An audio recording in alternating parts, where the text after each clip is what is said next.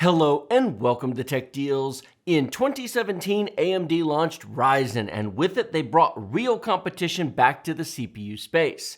At the time, I said it was the most important CPU launch in 10 years. In retrospect, I feel that statement stands up well to the test of time.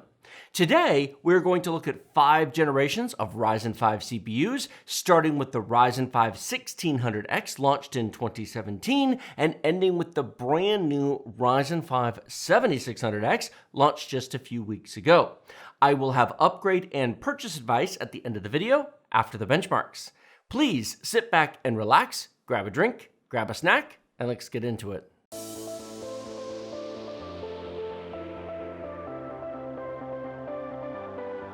Buy Windows 10 Professional for $15, activate instantly online with Microsoft, and keep it forever. Don't pay full price. Get the best deal from our sponsor, URCD Keys, using our link in the video description below. Full details on how this amazing deal works at the end of the video. We recently published a similar video to this comparing the 12 and 16 core Ryzen 9 CPUs from AMD. Those will be linked in the video description below. The follow-up to this video will be 5 generations of Ryzen 7 CPUs. Expect that to come soon. This video is going to assume that you know the differences between the 5 generations of Ryzen CPUs, or we'd be here for half an hour talking about them. We will do a follow-up discussion on the history of Ryzen in a future video. As for the test PCs, rather than read out pages of specs and stats, I'll just put all of that on the screen right now. Feel free to pause the video and read it if you like. I do want to say these are premium builds using fresh installs of Windows, good cooling, good power supplies, excellent storage, and plenty of RAM that is appropriate to the era in which each came out. This is not theory testing trying to remove every possible variable. Rather, it's meant to show what a typical 1600X system would do versus a typical 5600X system using parts that made sense at the time they were both new. Keep in mind that if you upgrade a 300 series board running slower RAM and using an old stock cooler with a Ryzen 5 5600X, you will likely not match the performance numbers you see here because power delivery, RAM speeds, and cooling have improved since then.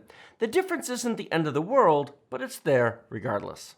We will start off with productivity tests first, then get to the gaming tests. It is worth noting that if you're serious about non-gaming performance, there's not much of an upper limit to useful core counts or performance.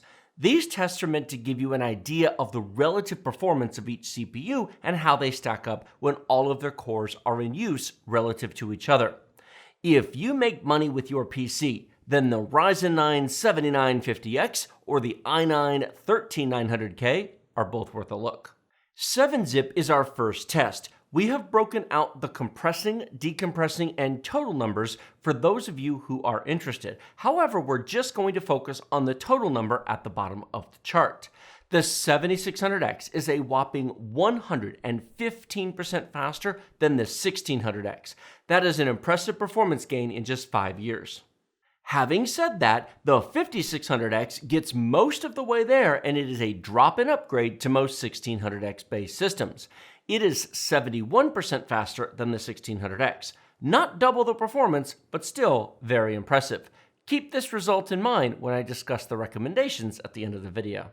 The 7600X is 54% faster than the 3600X and 26% faster than the 5600X, to put it all into perspective. Cinebench R23 is a popular test for comparing raw performance between CPUs, and it includes a solid single-thread test along with the multi-threaded one. The 7600X is 106% faster in single-thread and 117% faster in multi-thread versus the 1600X, another impressive improvement in 5 years. The gains are still solid when we compare the 5600X to the 1600X. The 5600X is about 60% faster overall, which doesn't sound nearly as impressive as the 7600X. However, keep in mind that the 5600X is 2 years old and a drop-in upgrade to most 1600X systems. Do you have a 3600X? The 5600X provides a modest 20% improvement in both single and multi-threaded performance. A more interesting upgrade would be to the 7600X, which is 55% faster in single and 61% faster in multi-thread versus the 3600X. Those are the sorts of gains you're likely to notice, and it's why single-generation upgrades are rarely worth the bother. To put that further into perspective, the 7600X is 29% faster in single and 35% faster in multi-thread versus the 5600X. It's nice, but it's not earth-shattering either. CPU-Z is a lovely utility that every enthusiast should have installed. It comes with its own built-in benchmark as well. Here you can see the results, which largely mirror Cinebench, so we won't repeat them all again. Blender is next, and here we can clearly see how much improvement Zen 4 provides over the previous CPUs. The gap is quite large from Zen 3 to Zen 4. However, as I noted before, if you are a serious 3D animator, the Ryzen 9 7950X is calling your name. The 7600X does beat the 1600X by more than 100%, so that trend continues as well. We tested V-Ray as well. It mirrors Blender almost perfectly, so we didn't make a chart for it. However, the 7600X scored 11,692 V-samples, and the 7950X scored 29,845 V-samples. So once again, if you are serious about it, why are you here? We have a Ryzen 9 7950X review. Go watch that. The link is in the video description below. Now it's time for the meat and potatoes of the video, gaming benchmarks. A few thoughts before we get to those so I don't repeat myself 42 times during the game footage. We are testing at 1080p high detail using an RTX 3090 Ti. This is done to show the underlying gaming performance difference for each CPU. As you increase resolution or lower the GPU performance, the results will compress. Put an RTX 2070 on each CPU, run the games at 1440p, and a lot of the differences in average frame rates will vanish as the GPU becomes the limitation to performance. Average frame rates are nice, but they aren't what make a game feel fast. The 1% lows are where it's really at, and those will still show a difference even if the GPU becomes more of a bottleneck to average frame rate. This also reflects what you can expect from future GPU upgrades. An RTX 2070 carried over from a prior build will not show massive differences here, especially in average frame rates, but an RTX 4070 Ti will. 2 years from now, the 5070 will be out, and it will demolish the 3090 Ti in performance.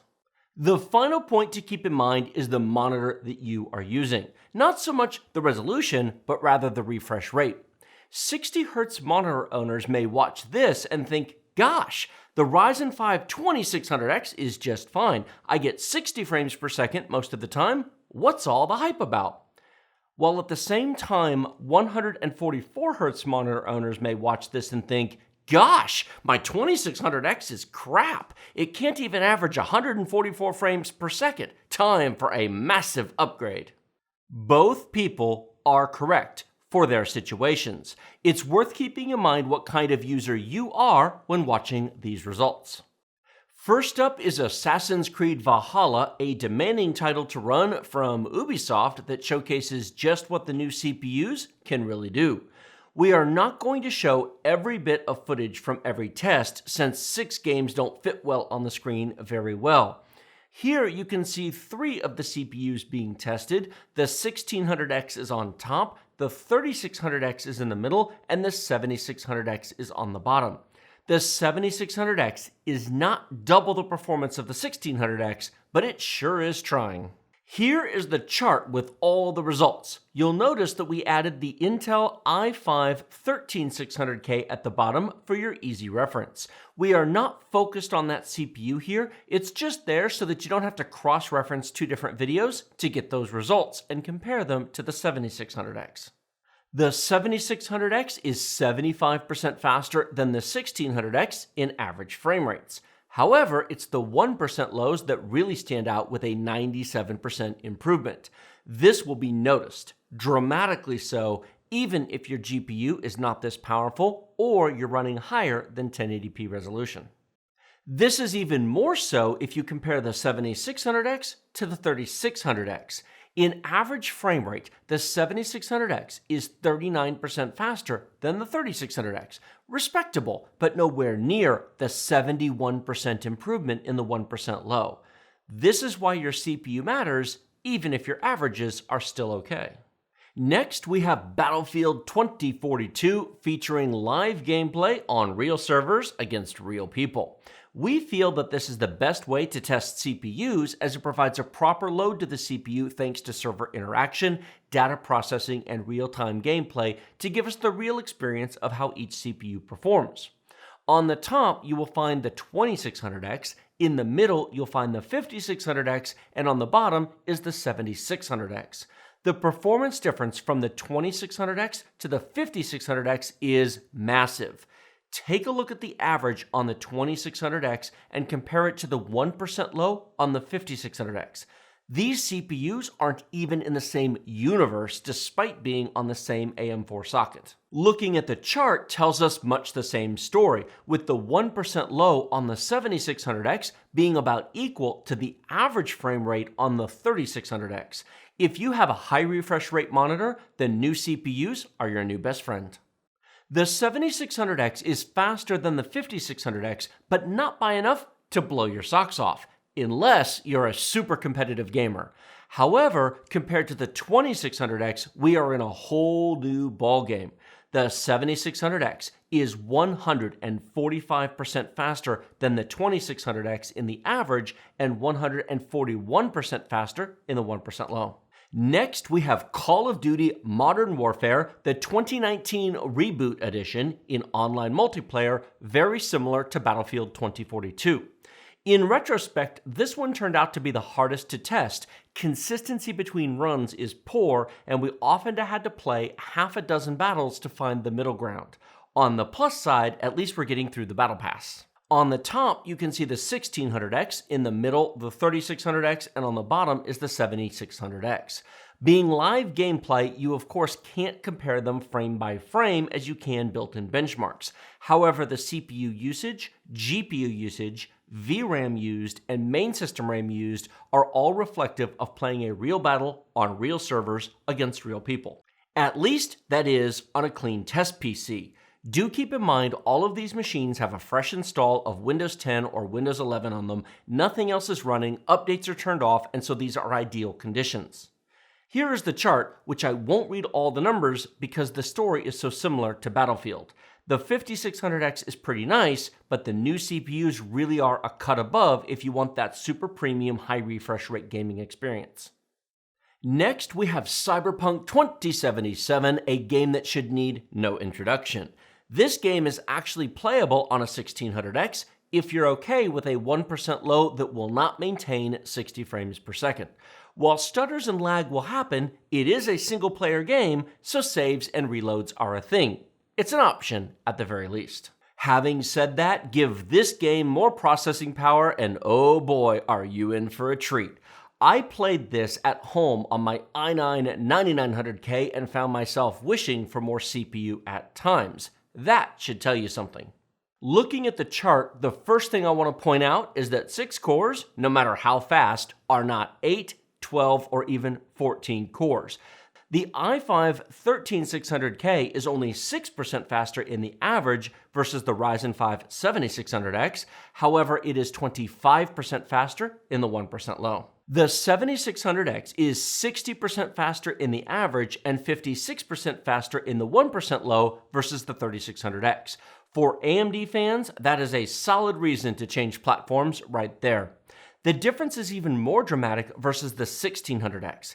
The 7600X is 123% faster in the average and 130% faster in the 1% low versus the 1600X. If you don't want to change platforms, that's totally understandable. Upgrade your 1600X to a 5600X, which should be a drop-in upgrade, and you'll see 83% higher averages and 75% higher 1% lows, a solid improvement for an inexpensive upgrade. F1 2022 is next, and as you can see, the performance is great.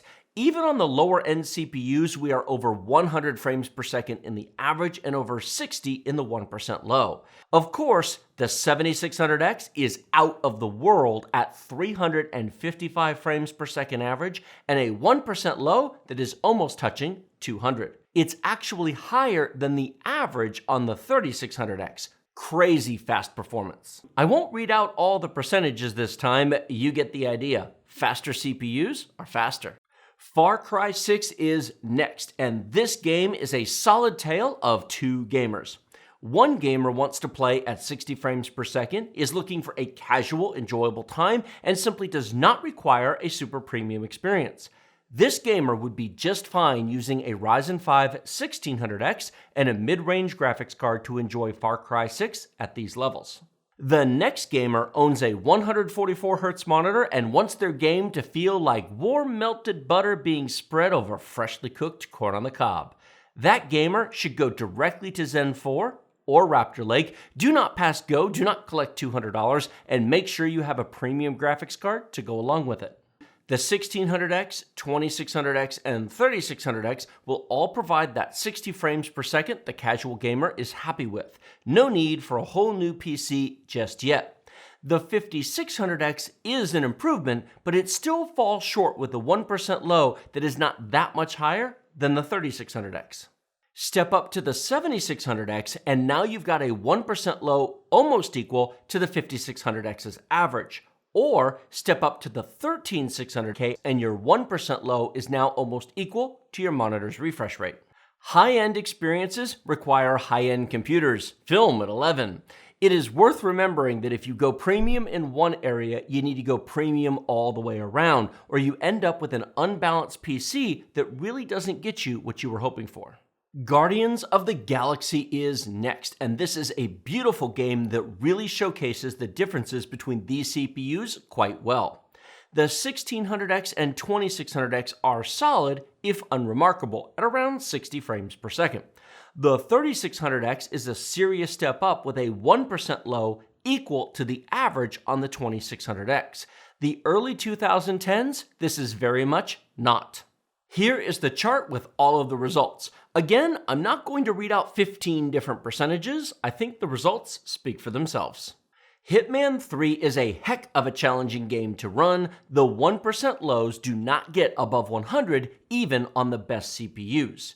Here you can see the 1600X on the top, the 3600X in the middle, and the 7600X on the bottom. In front of the fireplace scene, the 7600X has a CPU usage above 70%. It is absolutely tasked to its limits.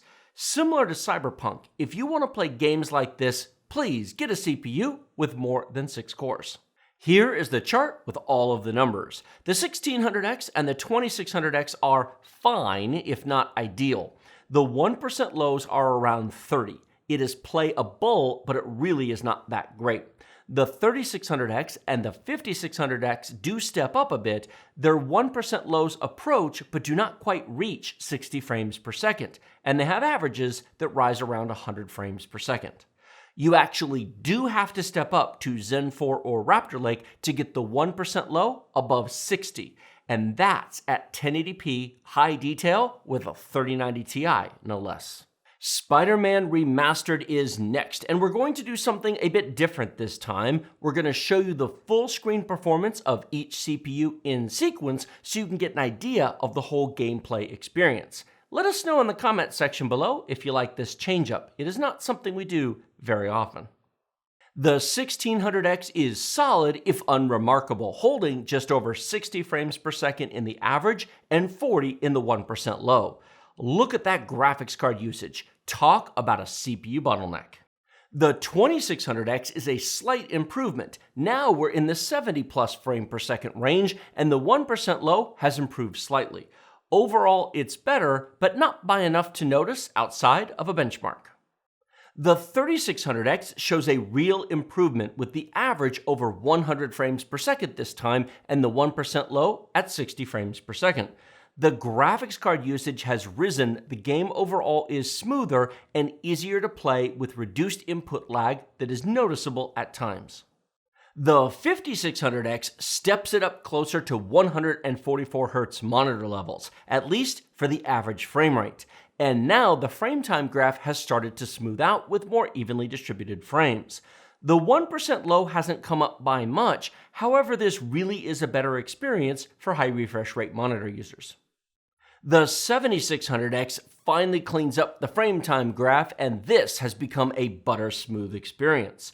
The 1% low is approaching 100 frames per second, but most importantly, a majority of frames are closer to 200 frames per second. So this really will be a feast for the eyes for 144Hz and up monitor owners. We're still GPU bottlenecked, but overall, it's a beautiful and pleasant experience. The i5 13600K is similar overall to the 7600X, with the benefit of a bit more reserve performance in the E-cores for other background tasks that the 7600X lacks. For pure gaming, it's an effective tie between the two CPUs. Here is the chart with all of the results. You can see in number form what you just watched in recorded footage form. The 1600X and the 2600X are in one league. The 3600X and the 5600X are in the middle ground limbo league, and the 7600X and the 13600K are honestly in a league of their own. Finally, we have Tiny Tina's Wonderlands. Say that 10 times fast if you dare. This game scales quite well with CPU performance despite being totally CPU bottlenecked on the first three CPUs and partly on the 5600X. It isn't until we reach the 7600X and the 13600K that we become graphics card bound here. Still, we have solid performance across the board. This should be playable on any of these CPUs. Here's the chart showing the numbers. Pause if you want to study them all. Before we get to the 10-game average results, I just want to give a huge shout out to AMD for 5 years of awesome Ryzen performance and the incredible upgrade options open to AM4 owners. The ability to drop a 5600X into a 5-year-old 1600X PC and get a noticeable performance upgrade is pretty sweet. We don't yet know if AM5 will repeat this. AMD has promised support until 2025. That's 3 years from now. Only time will tell if lightning strikes twice, or if the line from Batman was actually correct. You either die the hero, or you live long enough to see yourself become the villain. Launch prices of AM5 are expensive, far more than anything from AM4. Hopefully we see some deals on Zen 4 soon. Regardless, Dr. Lisa Su and her whole team deserve credit for kicking Intel squarely in the pants and lighting a fire in the PC world. It was getting kind of depressing in the mid-2010s with Intel asleep at the wheel. Here is the 10-game average chart, and to all of you who watched this entire video, exactly none of you are surprised. Not to worry, I'll take you through it anyway since math homework was not assigned at the start of this video. The 7600X is 136% faster in the average and 142% faster in the 1% low versus the 1600X. That's incredible for 5 years. We haven't seen that level improvement for a long time. The mid-2000s, about 15 years ago, was the last time I remember gains at this level. The 7600X is 112% faster in the average and 122% faster in the 1% low versus the 2600X.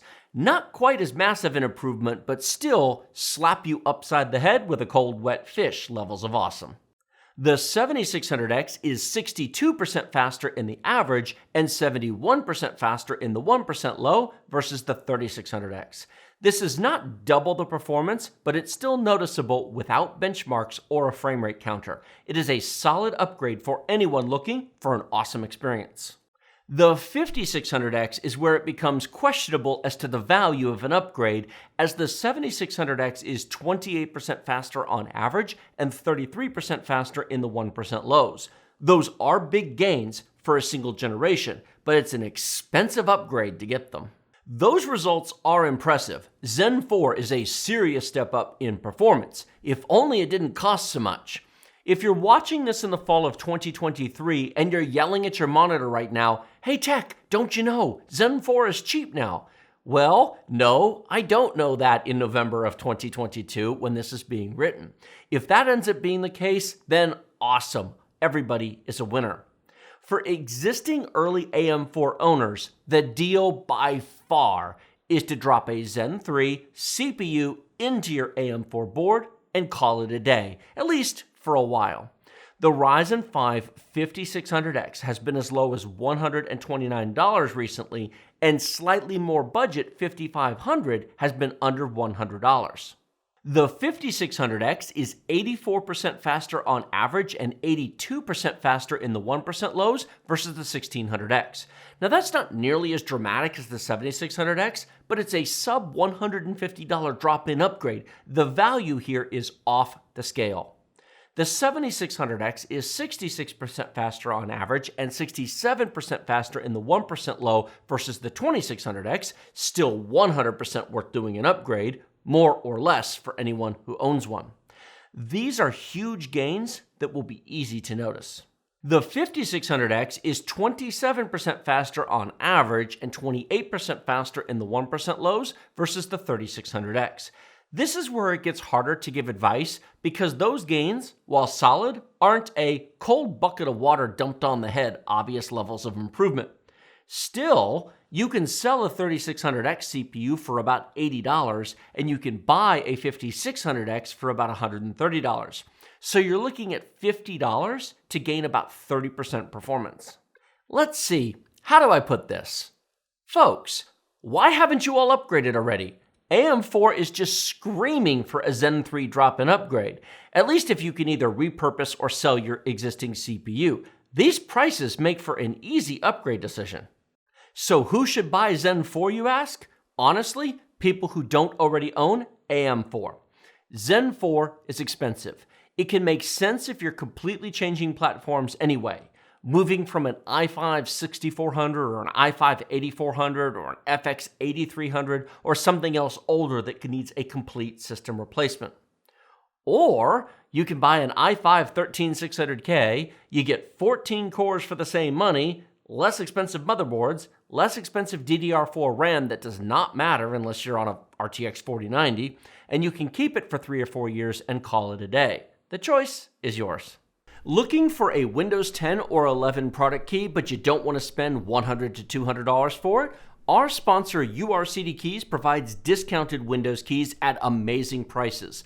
$15 for Windows 10 Professional, $21 for Windows 11 Professional, and just $60 for Microsoft Office 2021 Professional Plus.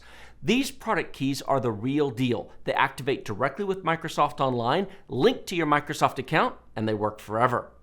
For Windows, you simply go to Settings, Update and Security, Activation, click Change Product Key, paste the key provided by URCD Keys, and in seconds, you're activated with Microsoft.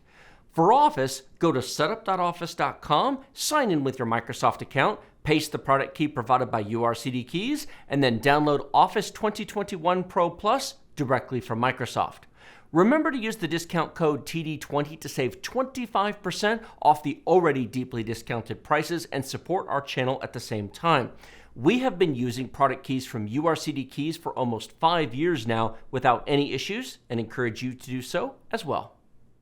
Thank you all so much for watching to the very end of this long video. 2 gold stars for all of you still here. Like, comment, subscribe, and do all the things. Links in the video description below to Amazon, Newegg, eBay, and B&H. Those are affiliate links. Using them supports the channel at no extra cost to you. If you like our content and you want to proactively support us, click those links before buying anything at those shops. It actually doesn't matter what you buy.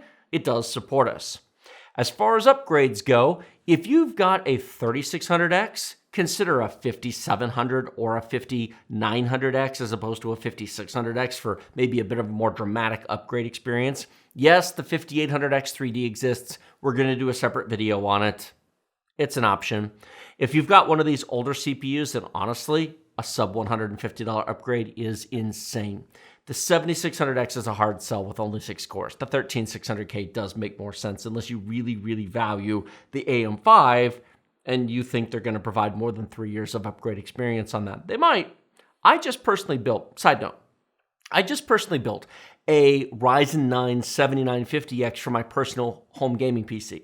I love Zen 4, I really do. It's just really expensive. And it makes the most sense on the high end where the cost of RAM and motherboards kind of gets diluted in an otherwise very expensive PC. But for budget builds, the $320 i5 13600K is just nuts. You can get Z690 boards that will take it for $150, and you can put 32 gigs of DDR4 3600 RAM on for $80. Zen 4 can't touch those prices because they didn't support DDR4. It is what it is. Regardless of what you do, we have options. We have competition. We are all the winners. Whether you buy AMD, whether you buy Intel, it almost doesn't matter. They're both awesome. Prices vary, features and support and cores vary. But the truth is, these newer CPUs are dramatically and noticeably faster than just a couple of years ago. And the mid-2010s were getting kind of scary and boring there. So I am excited.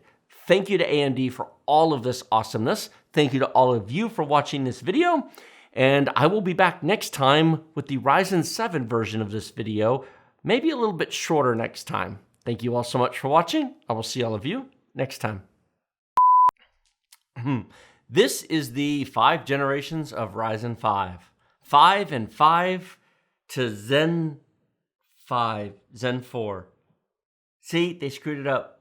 It should be Zen 5. Because if they hadn't done stupid Zen Plus, it'd be Zen 1, 2, 3, 4, 5. Should be Ryzen 5 on AM5 with 5 nanometer and Zen 5. And Ryzen 5. And all the 5s. 7-zip is our first test, and we've broken out the compressing, decompressing, and total numbers for those of you who are, we've broken out the total numbers for, you know, I've spoken English my entire life. All the words in the script are English. I wrote the script, and yet the words are not in the order in which the speaking should be happening. If this series of tests tells me anything, it's how truly little difference there is between. I get why they did Zen Plus. There's shocking little difference between these two.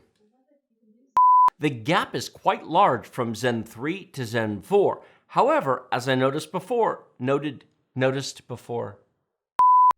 what's interesting is they're all at about 70% at that spot. You're getting more frame rate, but you have no reserve power. Now, here's the harsh reality. Limit yourself to 60 frames per second with VSync turned on a 60 hertz monitor. And on the 7600X, that CPU usage will come way down. But now you're buying a very expensive platform to play at 60 hertz? Okay, sure. So, you're right, but point missed. I don't know.